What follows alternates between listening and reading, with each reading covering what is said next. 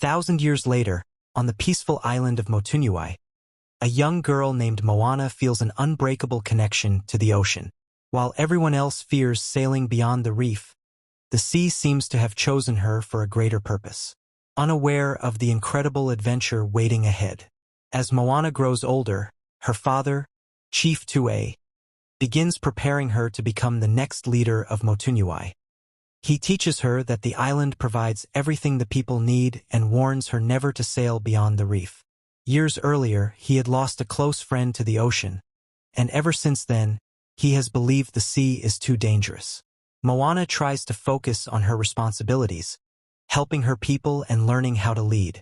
But no matter how hard she tries, she can't ignore the mysterious pull of the ocean. Every time she stands on the shore, it feels as though the sea is calling her towards something greater. Meanwhile, life on the island slowly begins to change. The coconut trees stop producing healthy fruit, the fish disappear from the nearby waters, and the villagers begin to worry about their future. Hoping to find food, Moana suggests sailing beyond the reef, but Chief Tue immediately rejects the idea, insisting that no one should ever leave the island. Confused and frustrated, Moana turns to her grandmother, Tala, the one person who truly understands her.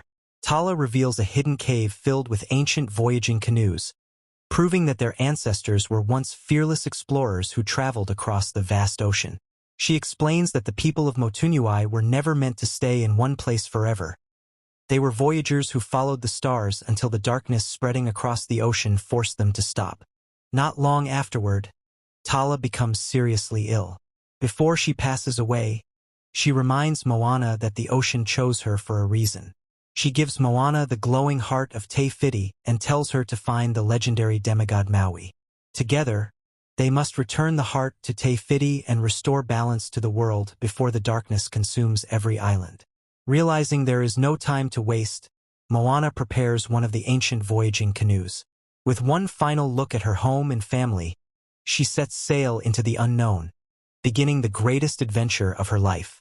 Alone on the endless ocean, Moana quickly discovers that being chosen by the sea doesn't automatically make her an expert sailor. Powerful waves toss her canoe around, and a violent storm nearly ends her journey before it truly begins. Just when all hope seems lost, the ocean gently guides her back on course, proving that it hasn't abandoned her. After days of searching, Moana finally reaches a mysterious island where the legendary demigod Maui has been stranded for years. Excited to have finally found him, she introduces herself and explains that the ocean chose her to restore the heart of Fiti. But instead of listening, Maui proudly boasts about his own legendary achievements.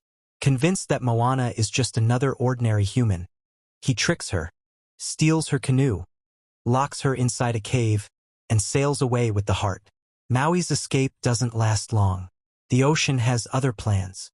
A massive wave lifts Moana out of the cave and carries her back to her canoe before forcing Maui to return. Frustrated, he realizes that no matter how hard he tries, the ocean refuses to let him get rid of her. With no other choice, Maui reluctantly agrees to travel with Moana, but only because he wants to recover his magical fishhook. He believes that once he has it back, he'll be powerful enough to leave her behind. Their first stop is the realm of monsters, a dangerous place ruled by the enormous crab tamatoa. Covered in glittering treasures, Tamatoa has stolen Maui's magical fishhook and proudly displays it as part of his collection. Disguised as bait, Moana sneaks into the cave while Maui prepares to reclaim his weapon. The plan quickly falls apart when Tamatoa discovers them. The giant crab attacks, trapping Maui and leaving Moana to think fast. Instead of panicking, she distracts Tamatoa long enough for Maui to recover his fishhook. Together, they barely escape the monster's claws, racing back to the canoe just before the cave collapses behind them.